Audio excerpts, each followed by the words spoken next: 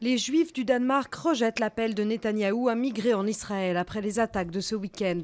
Nous sommes danois et ce n'est pas la terreur qui nous fera partir pour Israël, affirme un porte-parole de cette communauté. L'appel du dirigeant israélien a aussi irrité Manuel Valls et François Hollande, qui ont assuré de tout leur amour et leur solidarité les Juifs de France. 5 mineurs ont été placés en garde à vue lundi après-midi, après la profanation d'un cimetière juif dans le Bas-Rhin.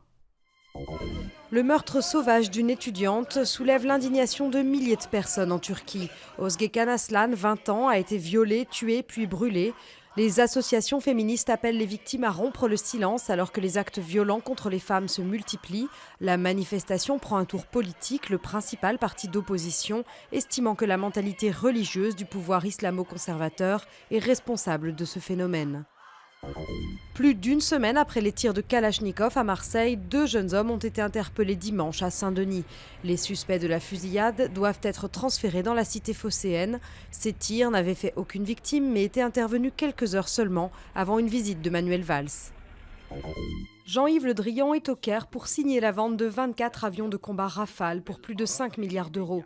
L'Égypte a bombardé lundi des positions du groupe État islamique en Libye, quelques heures après l'annonce par les djihadistes de la décapitation de 21 chrétiens coptes égyptiens.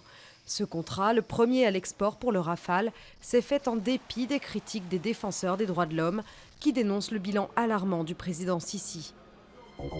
Bataille d'Orange à Ivrea en Italie, une guerre insolite pour commémorer la rébellion du peuple contre les seigneurs tyranniques du Moyen-Âge. Un bon moyen de se défouler, mais gare aux agrumes bien envoyés.